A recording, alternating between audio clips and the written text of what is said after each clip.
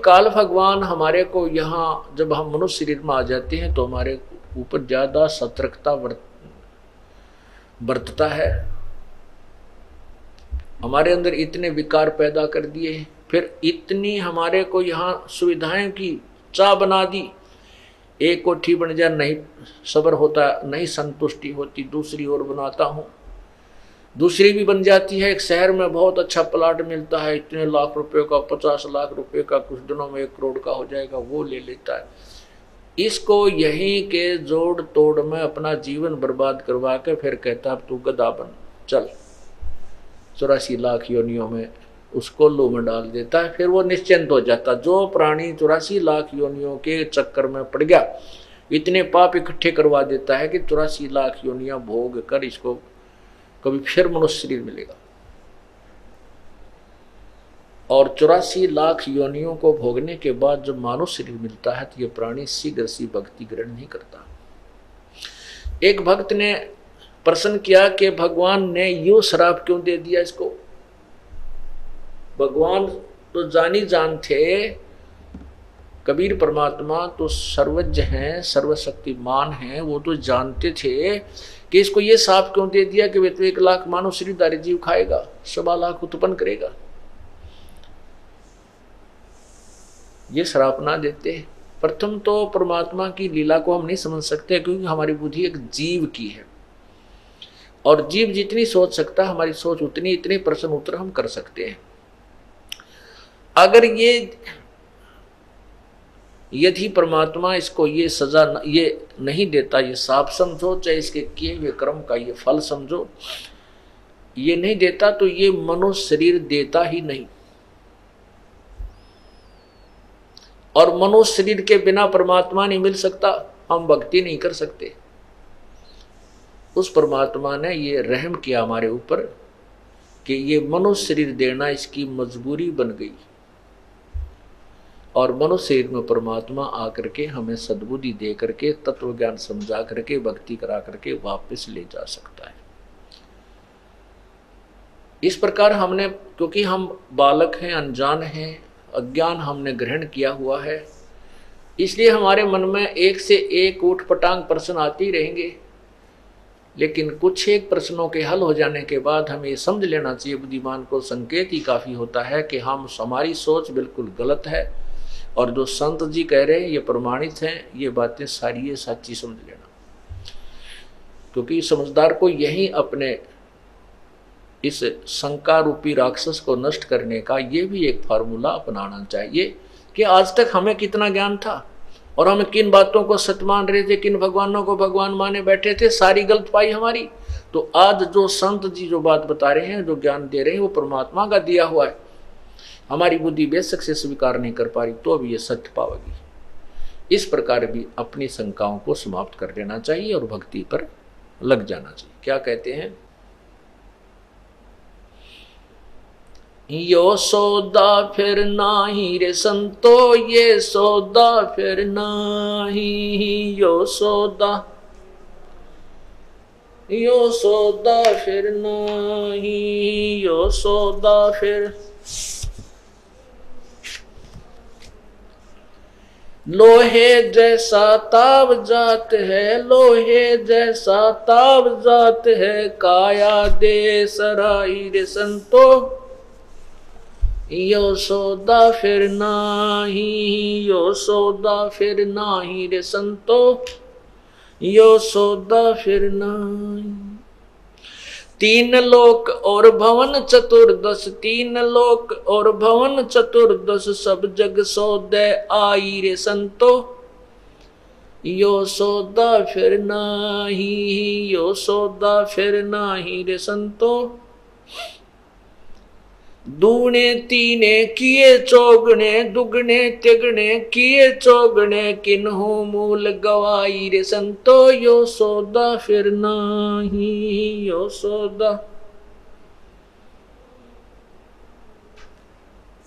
उस दरगाह में मार पड़ेगी, उस दरगाह में मार पड़ेगी, यम पकड़ेंगे बाही रे संतो, यो सौदा फिर नाही, यो सौदा।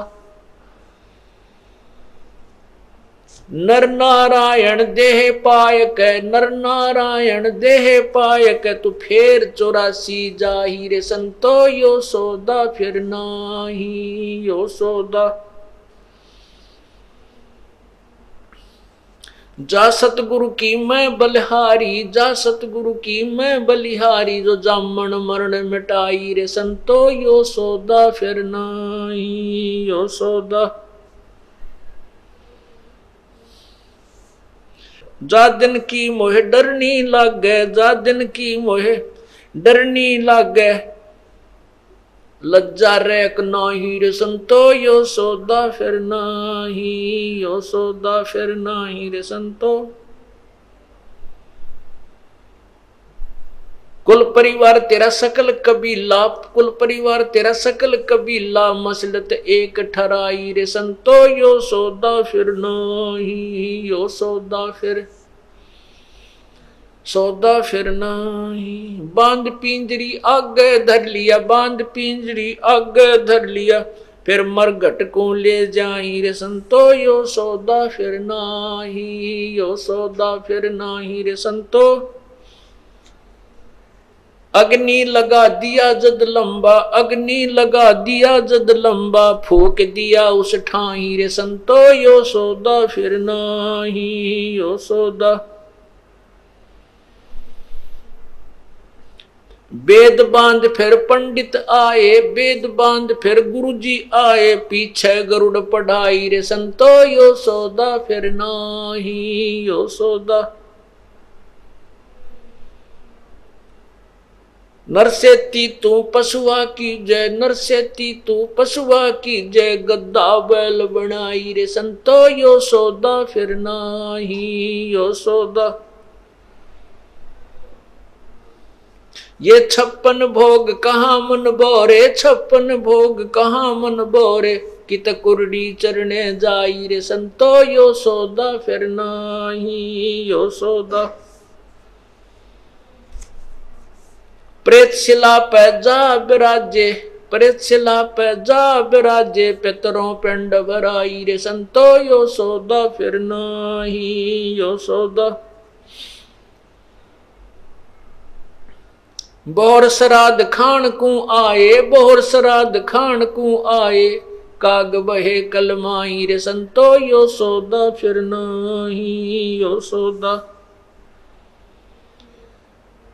भाई जय सतगुरु की संगत कर दे, जय सतगुरु की संगत करते, तेरे सकल कर्म कट जाई रे संतो, यो सौदा फिर नाही, यो सौदा।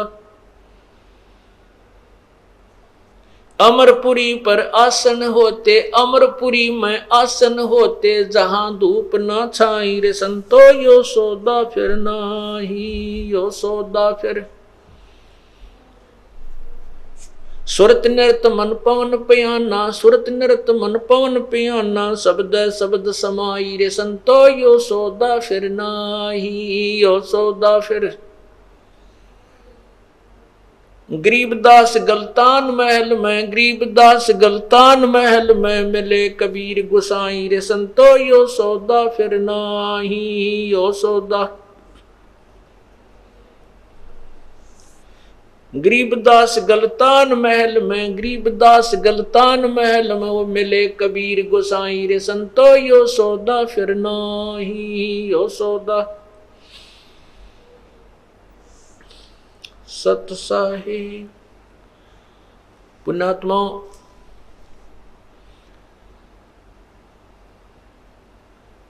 सत्संग एक ऐसा सथल होता है,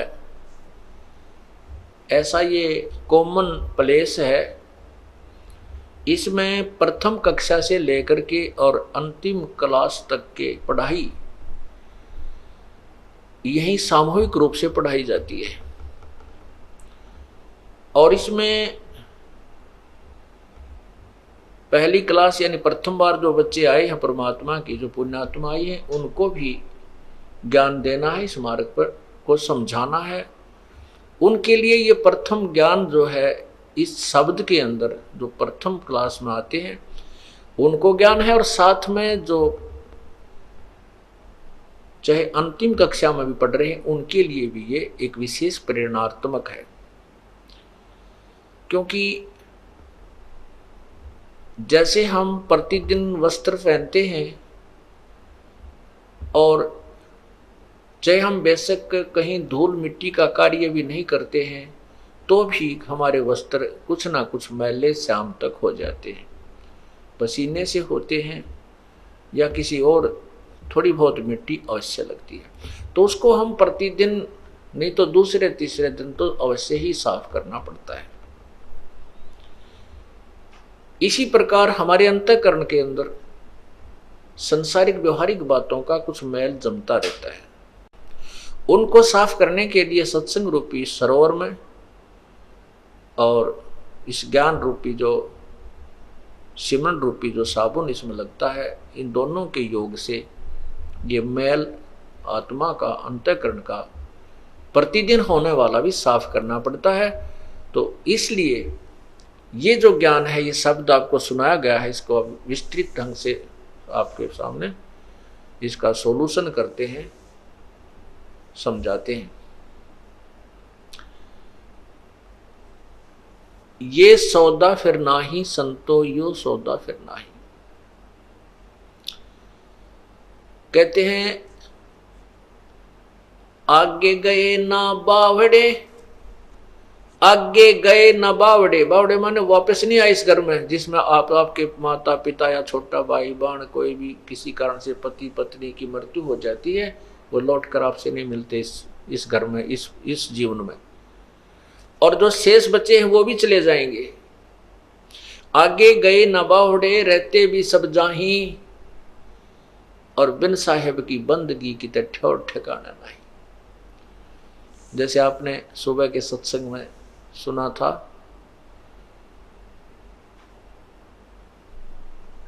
पतझड़ आवत देख कर, पतझड़ आवत देख कर बन रोवे मन माही, वो ऊंची टनी पात थे अब पीले हो जाही।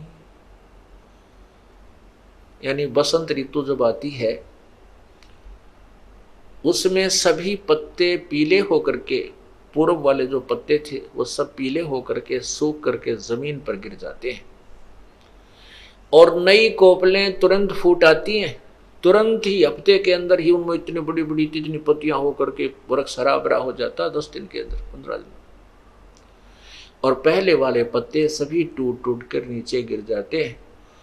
कोई तो गंदे नाले में पड़ा है, कोई पशुओं के नीचे पैरों के नीचे कुचला जा रहा है, कोई कहीं उड़ रहा आंधी में, कोई इधर गिर रहा है, कोई इधर गिर रहा है। तो ऐसे एक परिवार को समझाने के लिए वन वृक्ष और पत्ते का एक उदाहरण दिया प्रभु ने।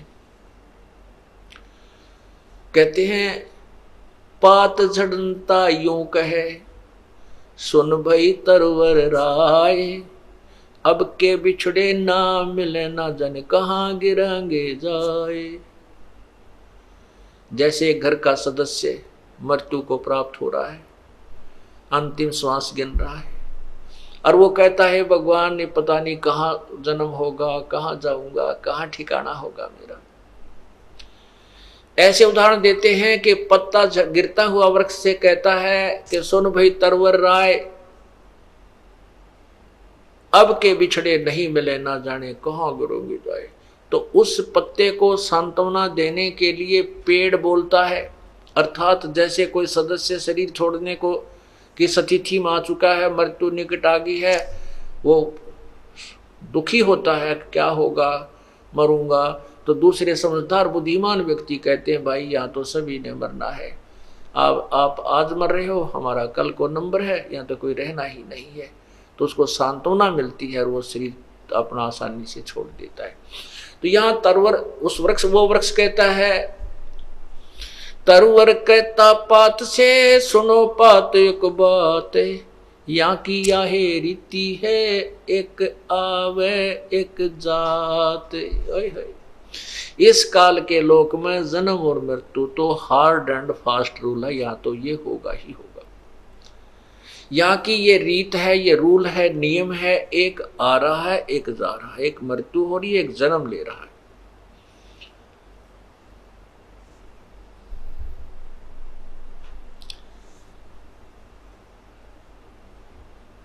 बेटा जाया खुशी हुई, पुत्र उत्पन्न हो गया, और थाली बजाया करते हैं। राजा लोग तो बैंड बाजे बनाकर बजा बजू का खुशी प्रकट करते हैं, गुद्दा गुद गुद्दा गुद, सब खुशी मनाते हैं भाई राजा का लड़का हुआ है। सारे शहर में खूब गाने बजाने होते हैं। और गरीब व्यक्ति का लड़का हो जाता तो अपनी थाली का डंडे मार कर अपनी खुशी प्रकट करा करता था। पड़ोसियों को पता हो जाता है भाई उनके कोई भाई बच्चा होने वाला था तो लड़का हो गया है।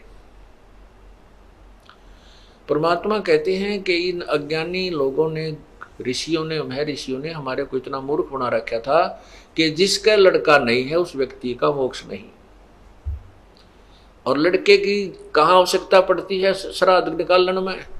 लड़के की आवश्यकता पड़ती है अंतिम संस्कार करने में। इसलिए पुत्र नहीं है तो उसकी गति नहीं। बहुत तेरा गजब हुई। लेकिन ऐसा नहीं है, ये तो काल का व्यवहार है। उस परम पिता के दरबार में, उस परम पिता के मार्ग में ऐसा नहीं है। लड़के और लड़की में कोई अंतर नहीं है। और सभी यहाँ काल की जेल में हैं। हमने यहाँ से मोक्ष करवाना है, उसके मोक्ष की विधि अलग है। अब जैसे श्री कृष्ण कहते हैं श्राद्ध अवश्य निकालने चाहिए, श्राद्ध निकालने से उसका मोक्ष होता है, नहीं तो उसकी गति नहीं होती। अब श्री कृष्ण जी के सामने सारे यादव मर गए, बेटा वीर, बेटे वीर, पोते वीर, पोते वीर, सारे मर गए। और कृष्ण जी भी मर गया। उनकी किसने श्राद्ध निकाले? भाई घर वाले नहीं काटे तो उनका श्राद्ध नहीं माना जाता। बेटे बिना श्राद्ध नहीं होता तो किसने किया फिर उनका? वो तो रह गए मोक्ष के बिना। तो इस प्रकार पुण्यात्माओं ये हमें भ्रमित किया हुआ था। तो अब हम उसी विषय पर चलते हैं। बेटा जाया खुशी हुई, बहुत बजाए थाल, ये तो आना जाना लगा हुआ है ज्यों कीड़ी का नाल।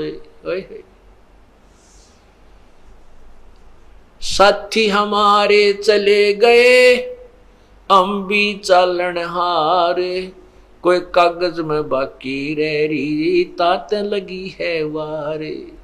हमारे साथी चले गए, किसी की पत्नी गई, किसी का भाई गया, मृत्यु होगी।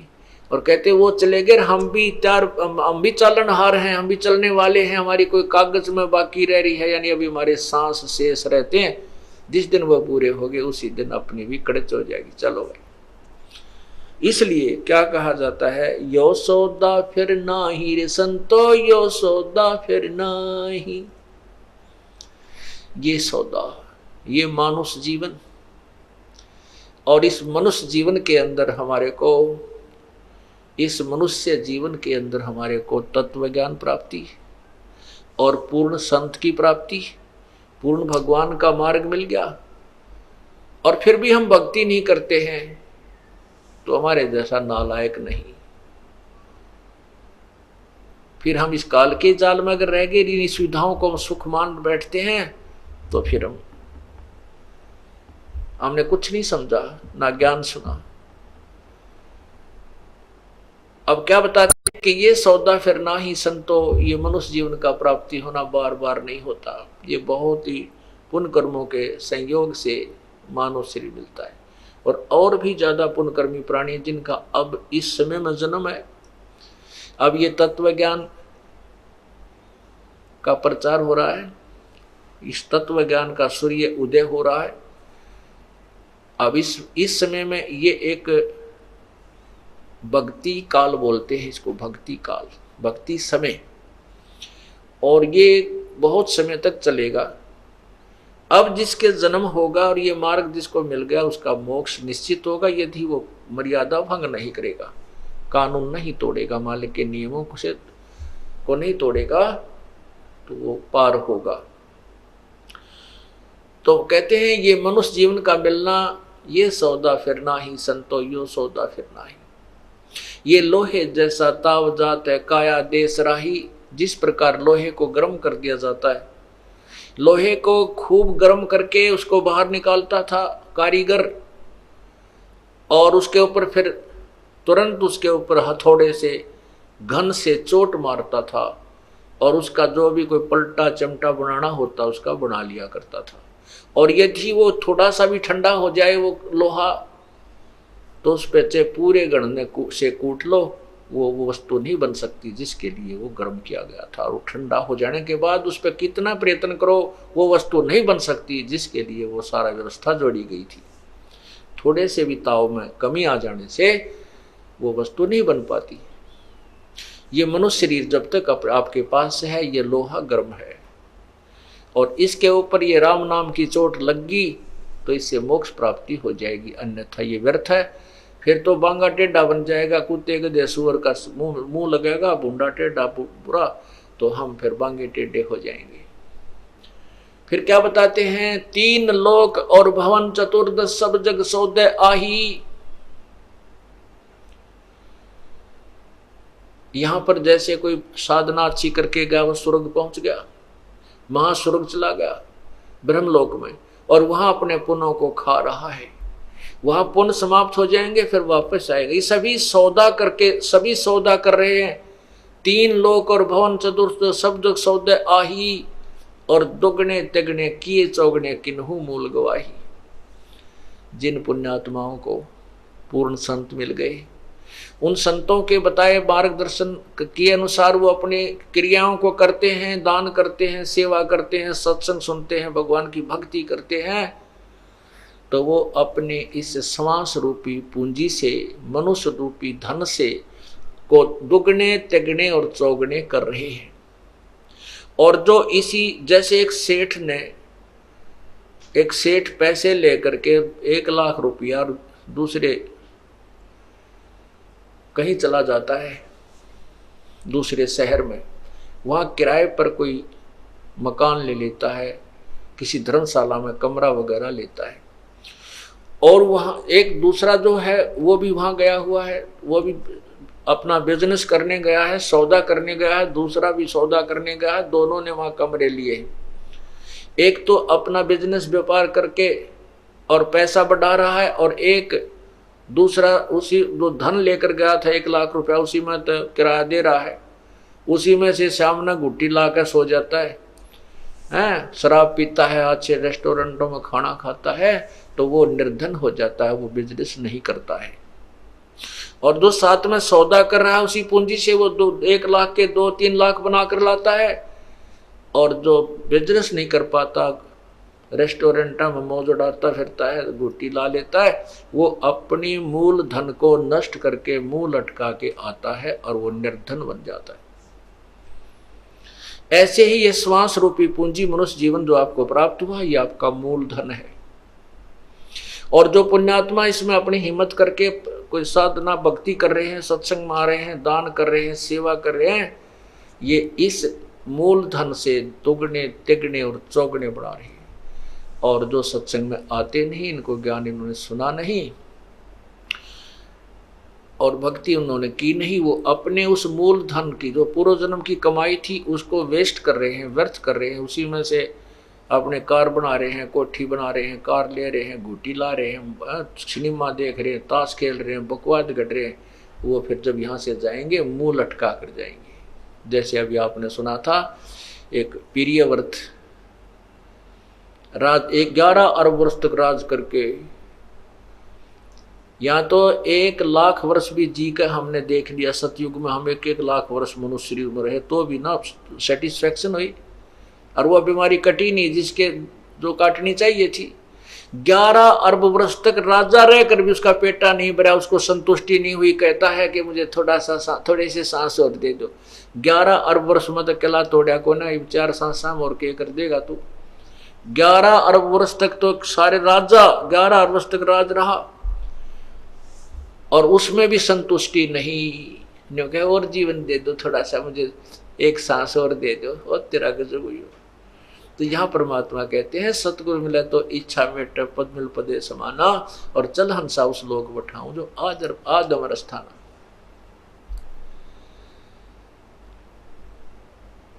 तीन लोक और भवन चतुर्दश सब जग सौदे आही, दुगने तिगने किए चौगने किन्हो मूल गवाही।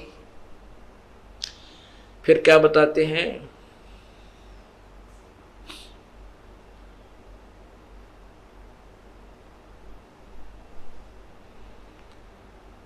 उस दरगाह में मार पड़ेगी, जम पकड़ेंगे बाही।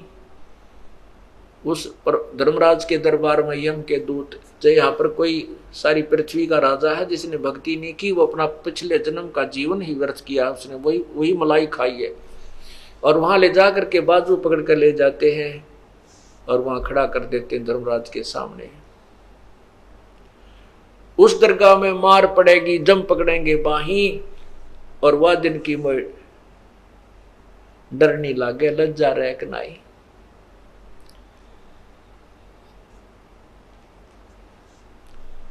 फिर क्या बताते हैं कि नर नारायण दे ही पातु फिर 84 जाही। इतना सुंदर शरीर भगवान ने अपने जैसा शरीर आपको दिया है। नर का जो शरीर है नारायण जैसा है, परमात्मा अपने ही जैसा है, अपने ही उनिहार है, अपना सृजनहार, हमरे ही उनिहार है, हमारा सृजनहार, हमारे ही उनिहार, हमारे ही जैसा, हमारे जैसा मनुष्य जैसा शरीर का। लेकिन उनके शरीर के मटेरियल में अंतर है, हमारे में उनके शरीर में मटेरियल में अंतर है। उस परमात्मा का शरीर वो काया ऐसनाविरम 5 तत्व से बनी काया प्रभु की नहीं है, हमारी 5 तत्व से बनी है। जैसे एक सोने की मूर्ति हो, एक मिट्टी की, हम मिट्टी की मूर्ति है, प्रभु सोने का शरीर युक्त है। उनका शरीर समझो इतना तेज एक नूरी तत्व से बना है।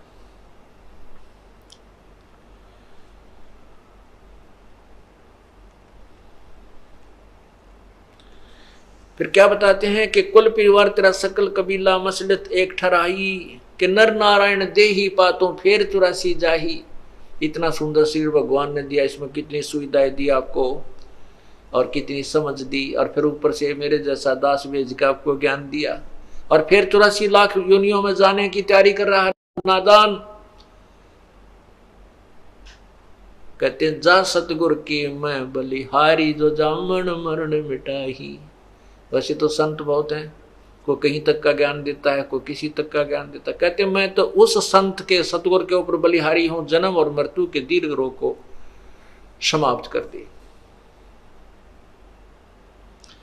जब मृत्यु हो जाती है, घर वाले तो हाहाक डगरा डगरा कर रो रहे होते हैं, टक्कर मार रहे हैं, कुल के लोग इकट्ठे होते हैं और वो कहते हैं वैसी घर उठाओ, अब तो हो लिया काम। घर के सदस्य नहीं उठा सकते, उस लाश को अपने हाथों नहीं ले जाकर फूंक सकते, उनकी हिम्मत नहीं रहती।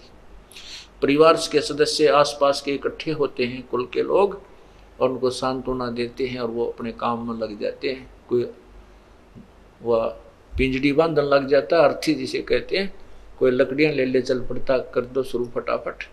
कहते हैं कुल परिवार तेरा सकल कबीला मसलत एक सलाह की एक ठहराई, और बांध पिंजरी आगे धर लिया मरघट में ले जाए। अग्नि लगा दिया जद लंबा फूक दिया उस ठाही। अब अपने हाथों उस व्यक्ति के शरीर को अंतिम संस्कार कराते हैं, अपने हाथों हम उनको फूक आए, और फिर आकर के क्या क्रियाएं होती हैं।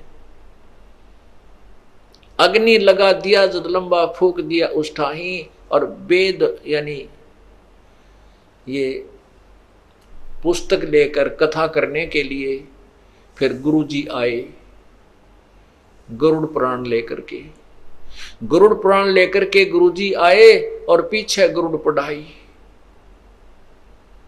परमात्मा कहते हैं कि गरुड़ पुराण को आप मरने से पहले पढ़ो एक बार और उस पर विचार करो। उसमें वो सब विवरण दे रखा है कि जो व्यक्ति भक्ति नहीं करते उनको यम के दूत पकड़ कर ले जाते हैं, ऐसे भयंकर रास्ते से ले जाते हैं। वो हाहाकार मचाते जाते हैं, उनको भूख लगती है। वहाँ पर जो पुण्यकर्मी प्राणी है वो पुण्य करके अपना भोजन आहार कर रहे हैं और उनको कोई पानी भी नहीं पिलाता है। उनसे शिक्षा लो। किसी ने ऐसा जुल्म किया था उसका बेटा मर गया, किसी ने ऐसा जुल्म किया था उसकी आंखें फूट गई, कोई ऐसा पाप करता था उसका हाथ कट गया। कहते उसके मरने के बाद ये शिक्षा पढ़ाने की क्या फायदा हुआ। वो जीवित था, जब वो जीवित था तो पढ़ाते। वो उस जो गरुड़ पुराण के लिखे हुए लेखों को पढ़कर सतर्क होता, बुराइयों से बच जाता, पाप ना करता। अब वो मर चुका है, उसकी तो जो भी आगे योनि मिलनी है, मनुष्य बनना है, पशु बनना है, पक्षी बनना है, वो तो तैयारी हो चुकी। और अब गरुड़ पुराण पढ़ाते हैं उसकी शांति के लिए। परमात्मा फिर क्या कहते हैं, वेद बांध फिर पंडित आए, वो गरुड़ पुराण लेकर के फिर पंडित आए, पीछे गरुड़ पढ़ाई। नरसेती तो पशुआ की जय गद्दा बैल बनाई, ये 56 भोग कहाँ मन भोरे की तकुरडी चढ़ने जाई। आज मनुष्य जीवन में हम कितना सुंदर आहार करते हैं, कितना मोहन भोजन करते हैं, नाना प्रकार के व्यंजन बनाते हैं, कहीं दही है, कि पकौड़े हैं, कि कहीं खीर है, दूध है, करीम मिल रही है, कई प्रकार की सब्जी, काजू, किस्मत, सेब, संतरे आए हैं। और एक परमात्मा की भक्ति ना करने से हमें क्या मिलेगा? गद्दा बैल बनाई। अब गधे के जीवन पर विचार करो पुण्यात्माओं, हम ये सोचते नहीं, हम इतने लापरवाह हो गए। अब मनुष्य शरीर प्राप्त करके हमारे मन में भी नहीं आती हम पशु पक्षी भी बन जाएंगे। हम ये सोचे अपनी नए मौज बनी रहेगी, नए काचे काटांगे, नहीं, ये तो भाई ये नहीं सदा, ये तो उनको मिलेंगे जो भक्ति कर रहे हैं, या तो पार हो जाएंगे, नहीं तो फिर उन्हीं को मानव शरीर मिलेगा। तो क्या बताना चाहते हैं कि 56 भोग कहाँ मन बोरे, फिर कुरडी चढ़ने जाई। एक परमात्मा का नाम इस जीभ से ना लेने से परमात्मा पशु जुनी दे देता है। वो बोल के ये नहीं बता सकता मुझे भूख लगी है, या सिर में दर्द है, पैर में दुख है, या प्यास लगी है, बोल नहीं सकता। परमात्मा कहते हैं जिव्या तो वाए बली, जो रटे हरि नाम, नहीं तो काट फेंक दियो यो मुख में भलो ना चाम। कहते हैं जीव का तो मुख्य उद्देश्य यही है, भगवान की स्तुति करे, उसके गुणगान करे, परमात्मा का नाम रटे।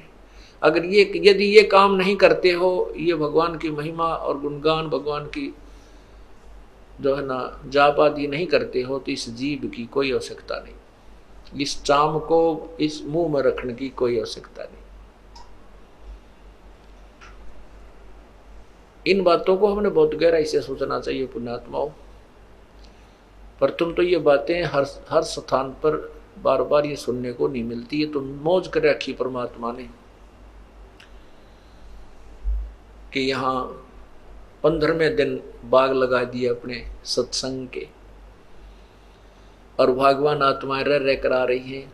देख कितना दयालु है ये परमात्मा, अपनी प्यारी आत्माओं को पहले तो सुख देता है, दुखों को दूर करता है, और फिर इनको रुचि बनाता है कि ओहो देखिए पैसा मेरा वहाँ बर्बाद होना था, आज भगवान के पुण्य में लग रहा है, ये समय मेरा वहाँ हॉस्पिटल में लगना था या किसी और वहाँ लगना था, और आज परमात्मा के चरणों में आ रहा हूँ।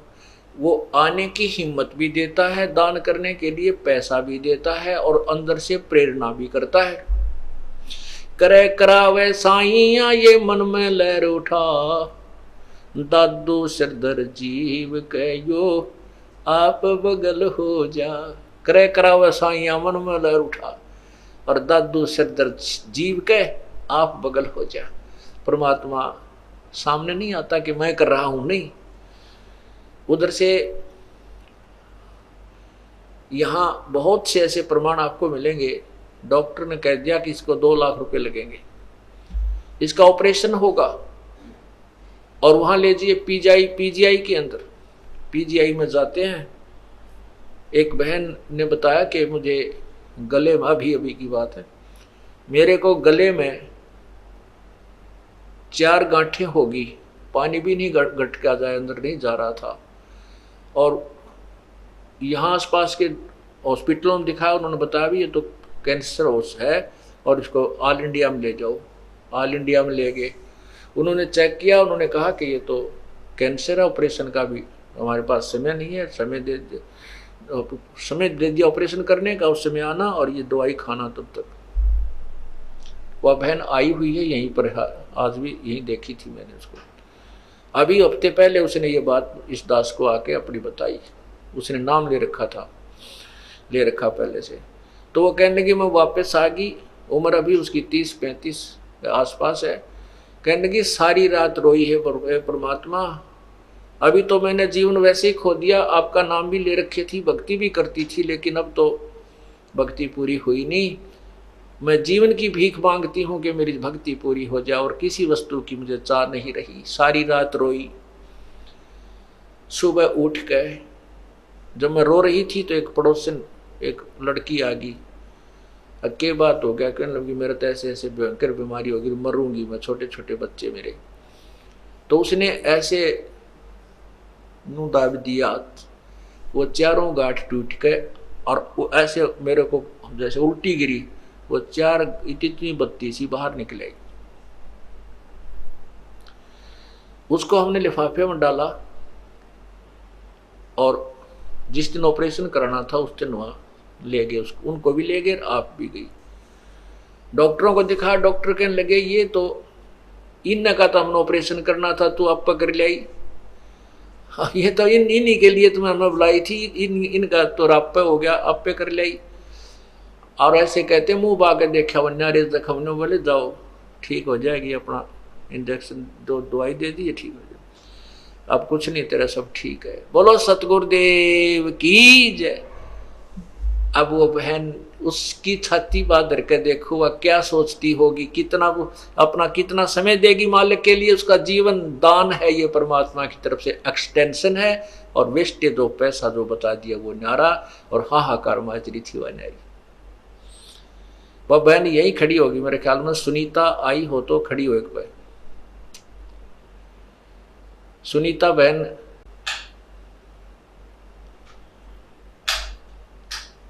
वो चली गई होगी फिर।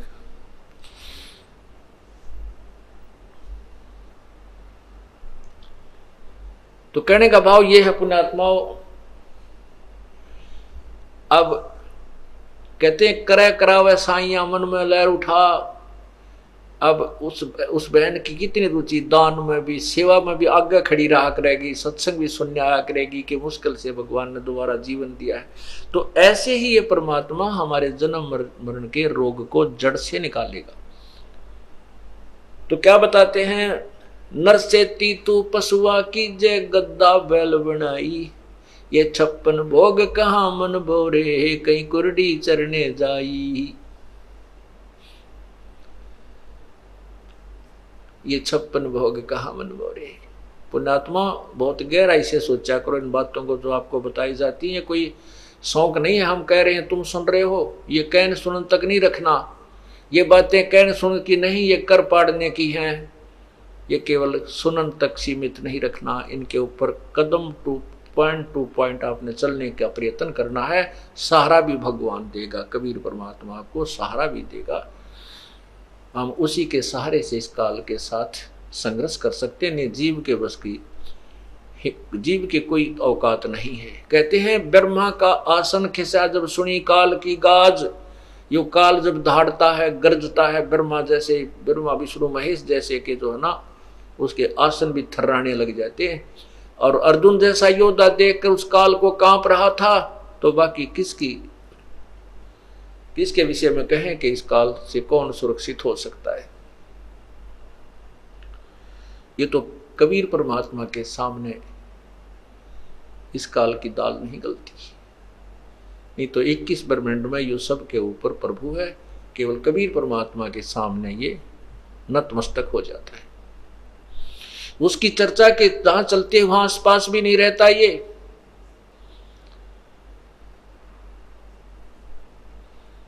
दादू साहब कहते हैं केरी नाम कबीर का ये विषम काल गजराज, दादू भजन प्रताप से यो भाजय सुनकर आवाज। जैसे हाथी एक बहुत बड़ा शक्तिशाली जानवर है, ये तो समझो काल है, ये अन्य प्राणियों से तगड़ा है। और शेर के ऊपर केहरी परमात्मा कबीर साहब की जो शक्ति भक्ति और उसकी महिमा को समझो, ये बब्बर शेर है, केहरी है। और हाथी कितना तगड़ा हो और शेर एक दाड़ मार दे तो हाथी लीद कर देता है, इतना घबरा जाता है हाथी शेर की चिंगाड़ सुनकर, दहाड़ सुनकर।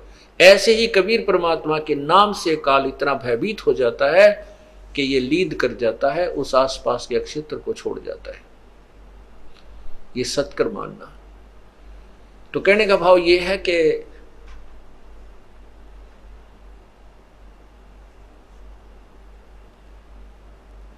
नरसेती तो पसवा कीजे गद्दा बैल बनाई, ये 56 भोग कहां मन बोरे की तो कुरडी चरने जाए।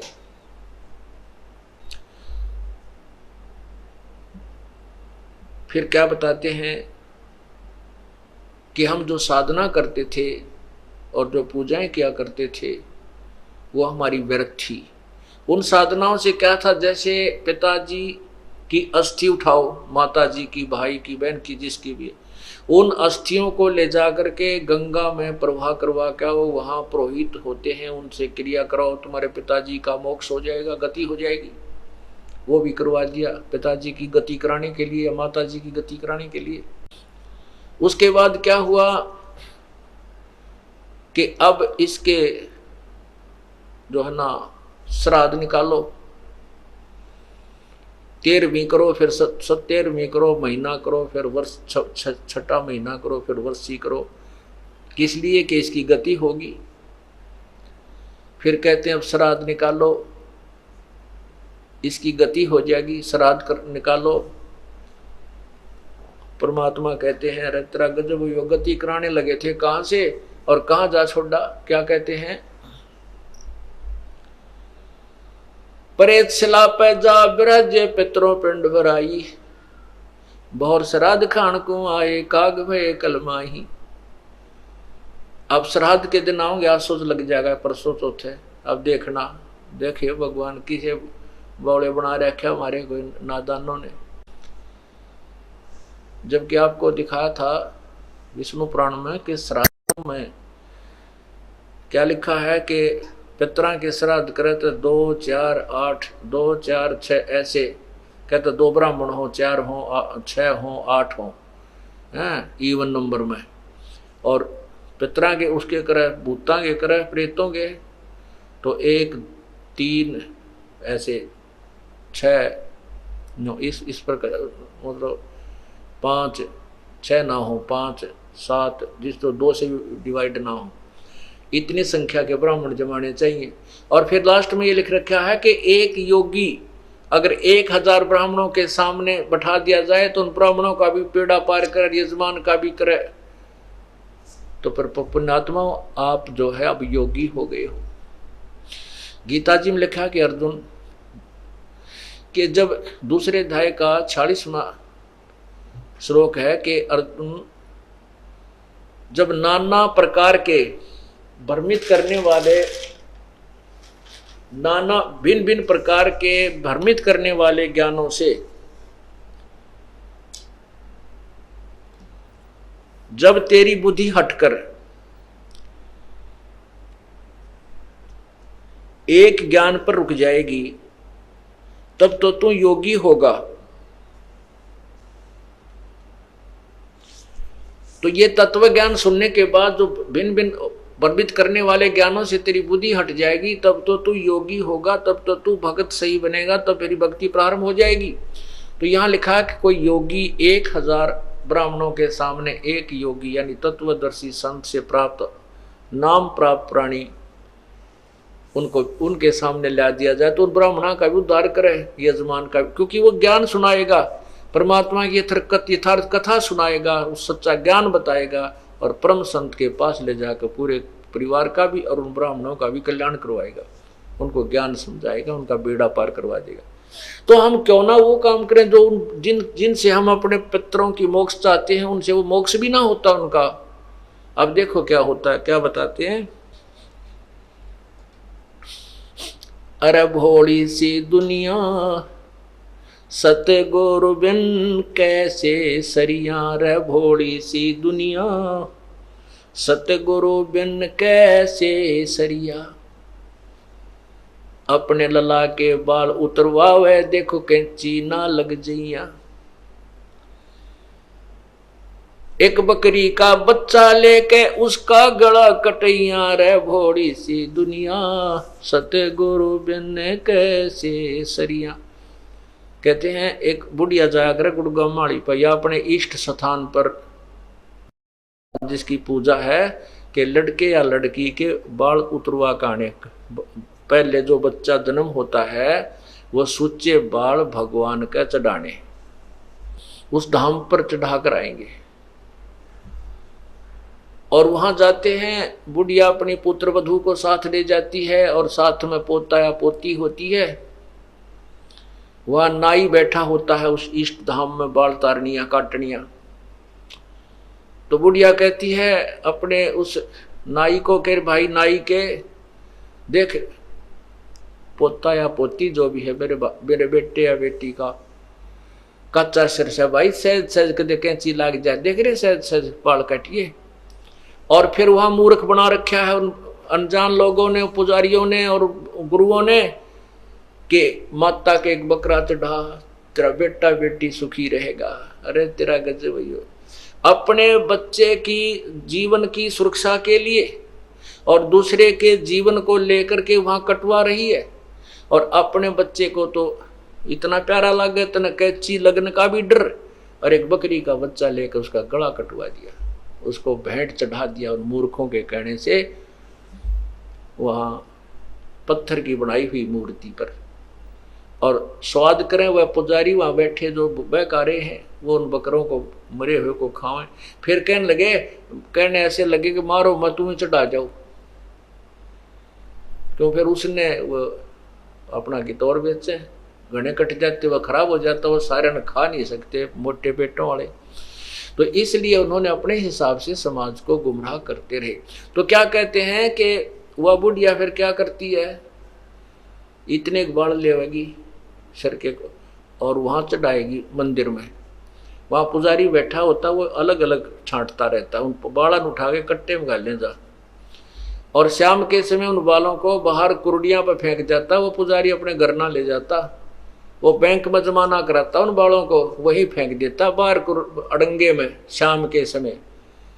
तो परमात्मा कहते हैं इन बालों को अपना ना आप काट कर अड़े फेंक दिया करो, कहीं नहीं जाना कि ठगवाने के लिए, इनसे कोई मोक्ष नहीं है। कहते हैं रे बोली सी दुनिया सतगुरु बिन कैसे सरिया, अपने लला के बाल उतरवावे देखे चीना लग जइया, और एक बकरी का बच्चा लेके उसका गला कट गया। रे बोली सी दुनिया, ये तो पाप इकट्ठा कर लिया, पुण्य कहां। फिर बताते हैं काचा पाका भोजन बना के माता धोकने गईया, और जिस माता ऊपर कुत्ता मुत्ता ओ क्यों ना मर गईया।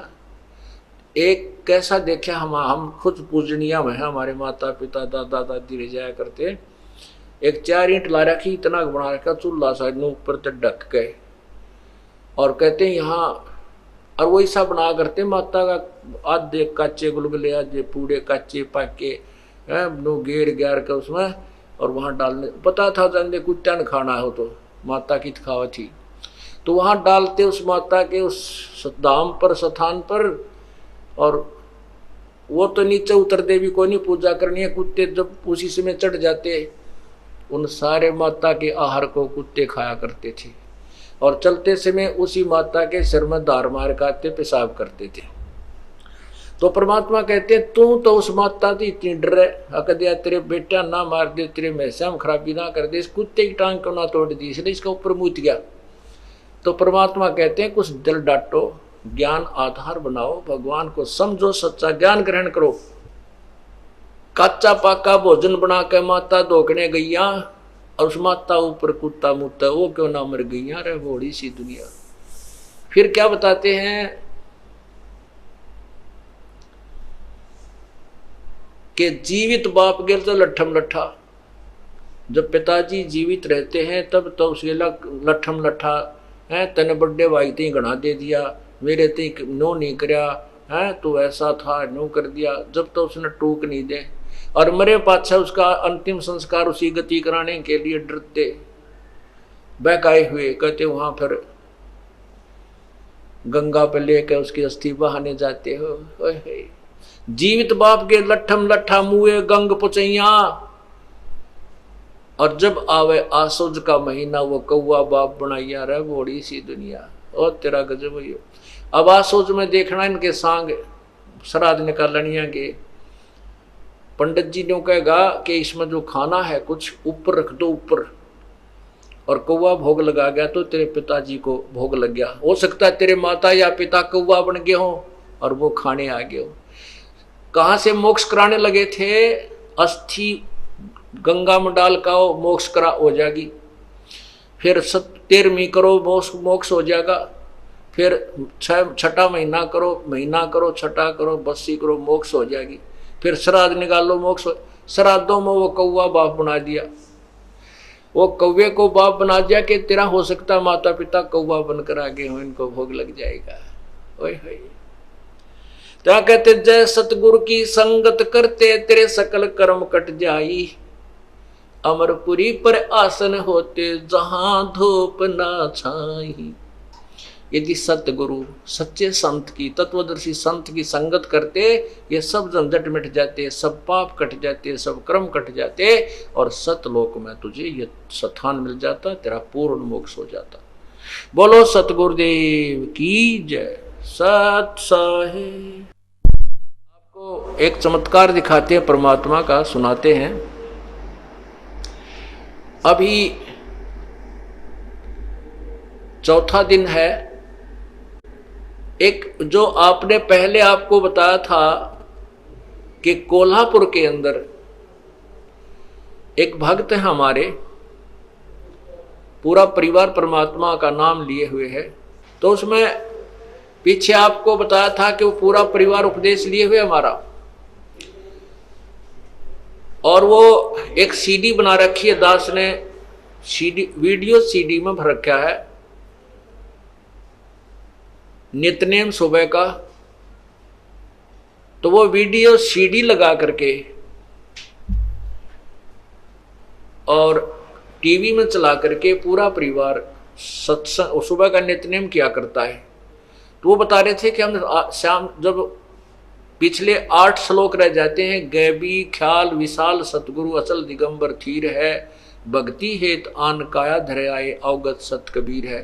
तो वो जब शुरू होता हम खड़े हो जाते हैं और आदर सत्कार से ये सोचते हैं कबीर परमात्मा सतलोक से आते हैं तभी जीवों का कल्याण करते हैं। कहते हैं हम इतना सुन ही रहे थे, उसी समय इस दास का जो रमे उसमें टीवी पर जो सीडी में चल रहा था ये चलचित्र, उसके ऊपर कबीर परमात्मा का चेहरा आकर के स्थापित हो गया।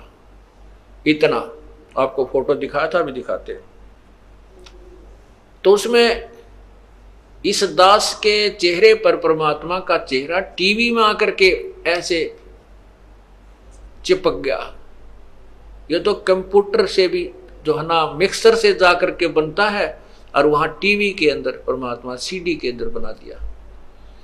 तो कहते हैं हमारी आंखों में पानी आ रहा है, हम थर थर कांप रहे हैं, और 25 मिनट तक बहुत देर तक रहा, और उसके फोटो लिए उन्होंने, परमात्मा को पकड़ा, कैमरे में बंद किया, और फिर कहते हैं हमने ही उसको ऑफ कर दिया, नहीं तो वो मालिक का न्यू का न्यू चेहरा बना रहा। अब इसी प्रकार अभी चौथा दिन है, 10 तारीख की बात है, इसी 10 तारीख की सितंबर की। ये आपने देखा है, ये ऊपर है दास का सिर ऐसे, ये जो ऊपर बाल दिखाई देते हैं ये दास का शीश है, और ये चेहरा परमात्मा का, और ये दाढ़ी, इतना इतना ये चेहरा मालिक का लग गया, और ये माइक लगे हुए हैं, ये माइक चल रहे हैं। अब ये तो कमाल किया दाता ने वहां पर। अब यहां जो रोहतक में एक बेटी है, गीता नाम है उसका, और उसने शाम के समय अपने बेटे से कहा, 12-13 साल का लड़का है, कि भाई वो रमैनी लगा दे, असुर निकंदन रमैनी लगा दे, और वीसीडी में लगा दे, मैं महाराज जी के दर्शन भी करूंगी और बैठ कर रमैनी कर देती हूँ। वो लड़के ने वह रमैनी लगा दी, और मंगलाचरण शुरू होते ही वो लड़का तो निकल गया बाहर, कहने की मैं बैठी बैठी वो रमैनी कर रही थी।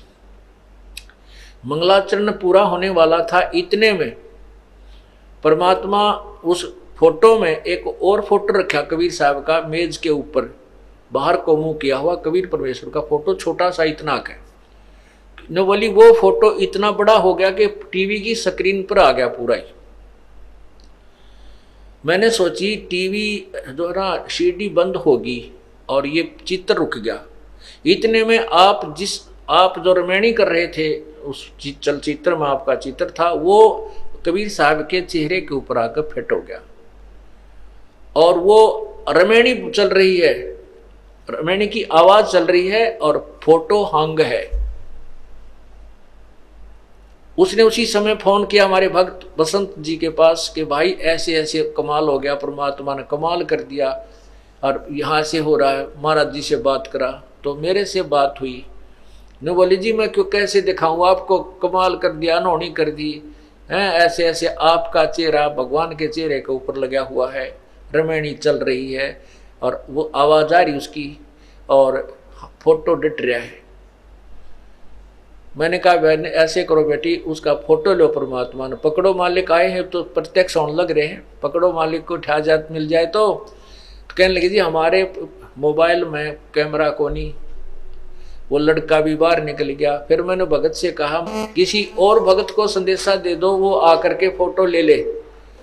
उसी समय पड़ोस में ही हमारे भक्त सतपाल का परिवार रहता, वो दोनों बच्चे लड़के, उनको संदेशा मिला।